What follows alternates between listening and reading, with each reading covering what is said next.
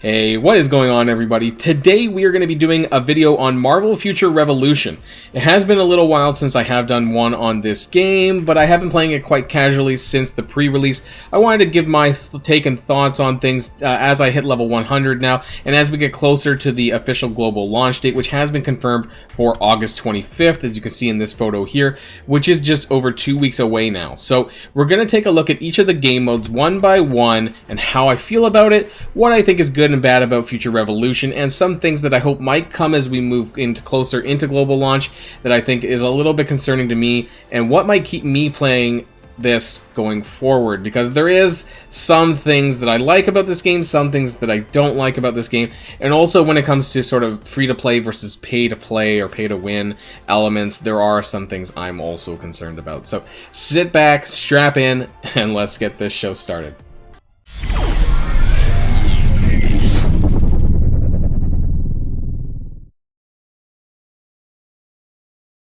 Alright, and so here we are in the game, here in Omega Flight Headquarters in New Stark City.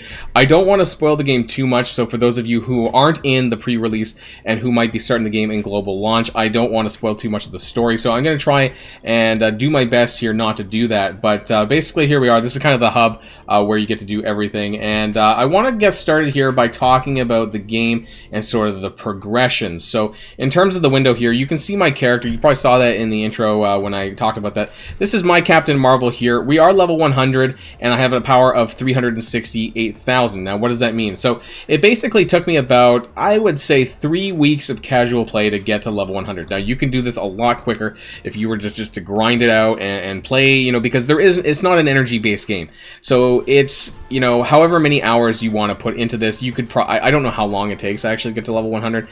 Maybe 20 hours, 40 hours. I don't remember how many I actually played, but you know, I would say somewhere between 20 and 40 hours of casual play is what it took me to probably get to level 100. You know, I was maybe playing 2 hours a day, I would say, you know, for 3 weeks until I got level 100. So I've been up this way for maybe about 8 or 9 days, and now it's given me a good opportunity to kind of be able to talk about some of the features of the game, what I like and what I don't like. So starting off with sort of how you gear your characters. So I've kind of reached a point where, you know, we're kind of into the grind now. So once you get above, I would say, 300,000 power, a lot of your power is going to come from increasing your costumes, which is your 4 item pieces that you have here: your head, your body, your gloves, and your boots, depending on what character you're playing. Of course, I'm Captain Marvel, and you see that I have a 5-star piece, and the rest are 4 stars. So I think you can get as high as 6-star, but it's a lot of grinding, because basically the only way to upgrade your items is basically you need to combine a bunch of lower tier items to then grind up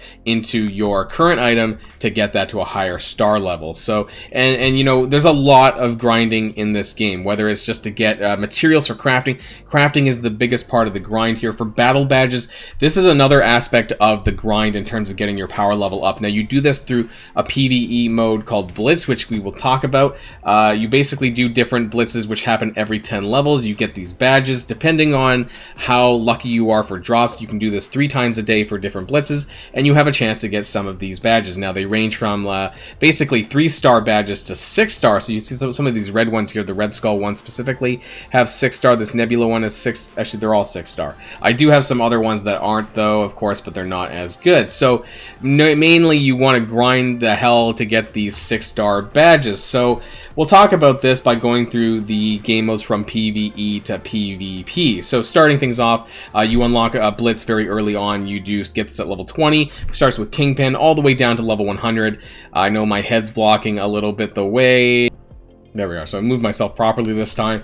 And so you can see on the left-hand side that there is a level 90 and a level 100 Blitz. So I recently started grinding up this, and basically for where I'm at, I only really get upgrades from doing the level 90 and 100 Blitz. That gets me the badges, but I kind of need like 5 6-star badges on this level 100 Maestro Blitz in order to actually get an increase in my power. And you see that the recommended power for this is actually higher than what I currently have. But because of my skill, I'm going to say skill, my ability to dodge and do things like that, you know, I can do things that are a bit higher than the recommended power level, so or than my level, so that's good too.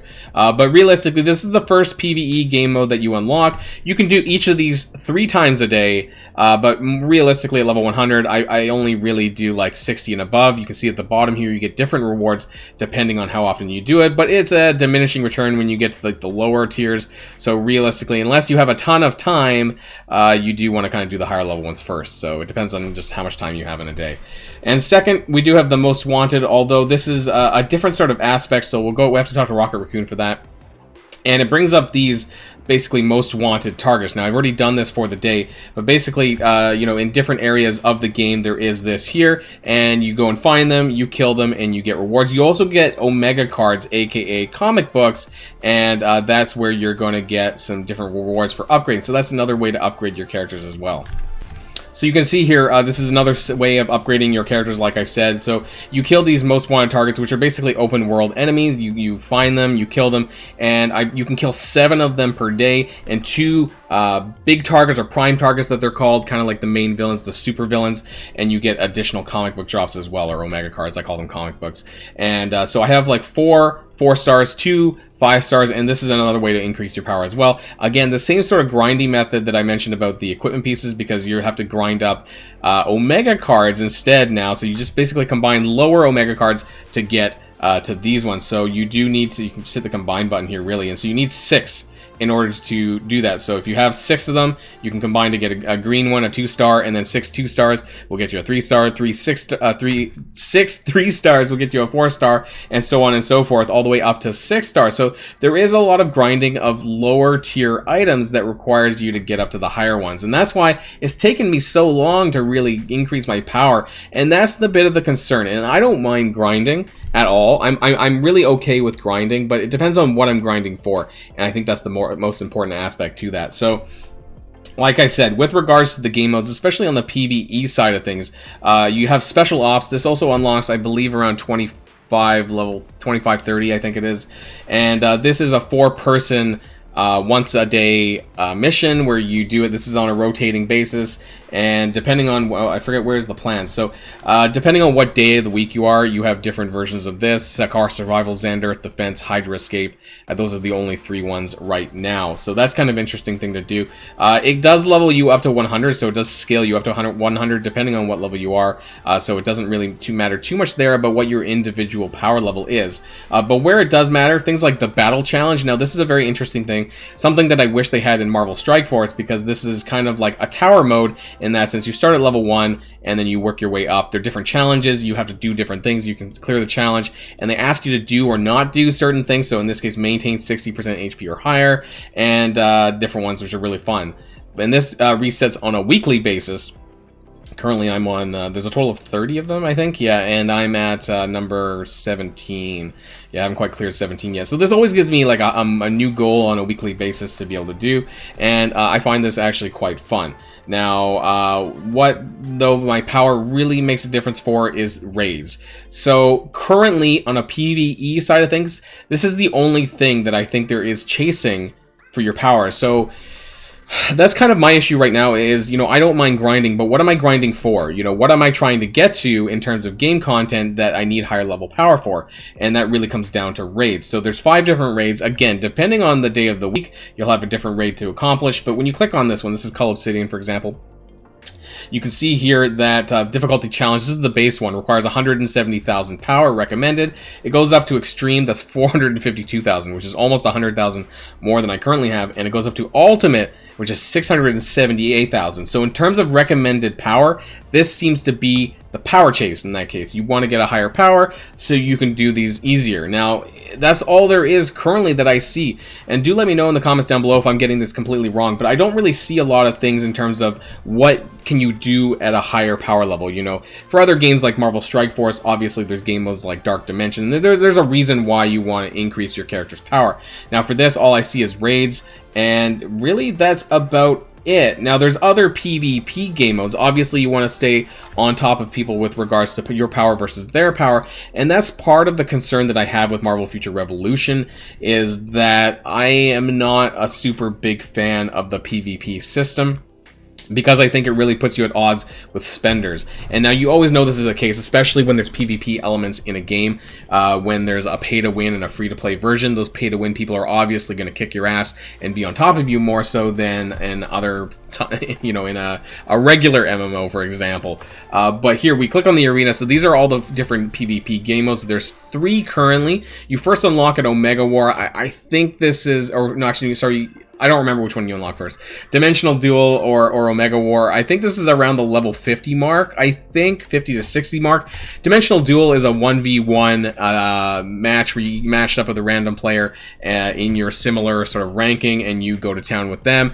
And this is okay. I have found this to be sort of okay. But once again, all PvP game modes, is really dependent on you versus them. How much do you spend versus how much did they spend? Because very likely that if they spend a lot, you're going to get your ass kicked. And realistically as well, unless your skill level, your individual skill level, which there is a skill aspect to this game, unless yours really overcomes theirs, you can punch up in that sense. Like you could be a lower power, but because of the way you play, you can overcome some pay aspect. But if they're both skilled and they spend, you're probably hooped. So that's the only thing, is that, you have to take PvP game modes with a grain of salt in Future Revolution, because, sometimes there's nothing you can do about it.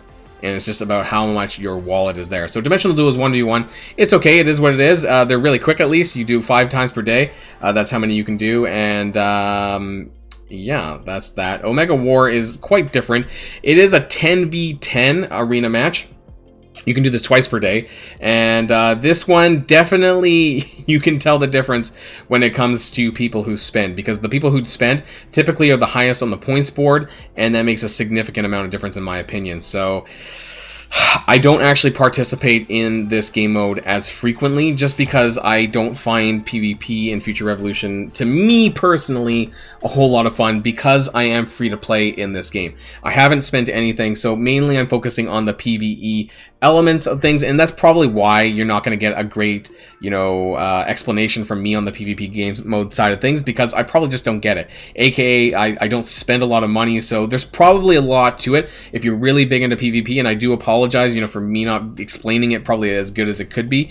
But at the end of the day, if you're not a spender, I don't see you performing all that well in this unless you spend a boatload of time grinding up your character on a daily basis to get your power level anywhere near something that is viable against people who do spend. And that's kind of the biggest concern there. There is a really hardcore game mode called Dark Zone. I haven't actually done a whole lot of this, but basically you go in, and it's an open world PvP, PvE mixed area. So the Dark Zone is an area you go in, and there are world bosses that you could fight. However, you can also do PvP in there at the same time. So your objective is to kill said enemies and said world bosses, all while having to deal with open PvP combat at the same time. So while it sounds interesting, I haven't had a whole lot of fun with it myself, but I feel that this is something that you would want to engage with more with your alliance members, things like this, in a more of a joint sort of attempt of killing world bosses together with your alliance mates. From what I understand and have heard from others, that this is often the case, is that alliances will plan a time to do this. You can have, I think, up to 100 people in one area, if I'm not mistaken. Like, you can have a lot of people in there. Alliances are up to 50 members now, so depending on what level your alliance is at. Mine's not that quite high level, but at max level, I think for the alliance, you can have a total of 50 people in your alliance. So I think this is where you're probably going to see it. Other than that, things that I would like to see coming into global launch for this is more expansion on PvE game modes. I kind of want to know, when we go live for the global launch, what can we expect from sort of a patchly basis, monthly basis, whatever you want to call it? What kind of content will we see that is new and different? How long will it be in between patches? Will it be like, every 1 month, every 2 months? What kind of stuff will they add to it to make things fresh and appealing? For me, on the PvE side of things, what am I grinding for? And like I said earlier on, currently the only thing that I'm grinding for is the higher difficulties in the raids, and that's just one game mode. So there's nothing else that I can't do other than the battle challenge. I'll admit that that's the tower mode here. I haven't gotten all the way down to level 30, and that's going to be dependent on my power level as well too. But aside from this, it's not a lot for me to want to chase, on the PvE side of things. So is this going to be enough to keep me entertained in the game? I'm not entirely sure. Because I'm neglecting the PvP side of things, it means that, you know, I'm spending the majority of my time doing PvE content rather than PvP content, because I don't want to frustrate myself as a non-spender, so I want to focus more of my time here in the operations side of things, which gets me the PvE stuff done. And like I said, I'm okay with casual grinding. I do that already. And but what am I grinding for? And I think at the end of the day, that's the question that needs to be answered. I enjoy this game. I think it's a lot of fun. But what can we expect going forward into the global launch period? And will the grinding get better? I know the grinding is always going to be there. And just before we end this, I kind of want to give you an example of this. So some of the best gear in the game, you can see maybe on my headpiece and my chest piece, I have this Megardia costume running. And kind of go into that. So these are some of the better costumes in the game, these equipment pieces, because they have inherently better stats than some of the other ones. So you can, maybe you might be able to see on this. So I have attack 420, attack 12.1%, but if you click on this other 4-star item, it's actually 11% and 380. So these, what they call regional costume pieces, are some of the best equipment pieces in the game because they have about 10% higher stats, and you're more likely to get better things on them. But the only way to get them is through crafting at the workshop, and as you can see here, I'm crafting 15 of these Midgardia costume pieces, but the drop rates for these are horrendously low. From what I understand, it's about a 1% chance, and you can only craft about 1 per day. So that means that realistically, it could take you about 100 days. And that's only assuming you get that at 1% drop rate, of course. It could take you about 100 days to get one piece. Now, I did do a crafting not too long ago. I crafted like 20 of them, and I got lucky to get the chest piece. I'm not using that currently, but I am working on my way on upgrading that. So my point is that it could take months upon months upon months to get the right gear piece that you need to grind. And obviously, you could spend money to get there quicker, but realistically for free-to-play players, this is a little bit of a concern as well. They made this a little bit worse, I think, by the sin particles that you need for crafting. They made it more difficult to obtain these. You're getting less of these, I think, on a daily basis, so that's a separate concern as well. But going forward, for free-to-play players, it definitely is a very grindy prospect that you're going to be looking forward to. So if you're okay with that, great. This might be the game for you. And like I said, I'll probably still continue to be playing on a casual basis, but I want to know more. What are we going to be getting in the months ahead? What are we going to be getting at global launch? And in terms of game content, what can we expect? Are we going to get new PvE content? Hopefully not too much more PvP content, but I want to kind of know, what can I collaborate with my alliance for, and what can I do, you know, what can I look forward to? And that's exactly what I want to know. And new characters, you know, for that matter. You know, how often will we be getting new characters? I don't think it's going to be super frequent, but I'm wondering, can we expect one every 3 months? You know, what is the road ahead for Marvel Future Revolution? And maybe I've not seen that yet. Please do correct me in the comments down below in case you know something that I don't. Highly possible that you do, because I'm not keeping up 100%. But these are kind of the things that I'm concerned about as we go ahead to global launch. Other than that, it's a great game. I enjoy it, a lot of fun. If you guys are playing Marvel Future Revolution already and you don't have an alliance, please look me up. Boilon's agent, send me a message, or send me a direct message on Discord, something like that, because we do have some open space available for some extra members. Just you know, a quick shout out there in case anyone wants to join us and enjoy the game on a casual basis. We are a casual alliance, but if anyone wants to join us and have fun, let me know. Otherwise, that's the end of the video, guys. I just wanted to do a new Marvel Future Revolution video. It's been a little while. Wanted to touch on a few aspects of the game and what I thought about it. So until next time, guys, stay safe and healthy, and I'll see y'all later. Boilon signing out.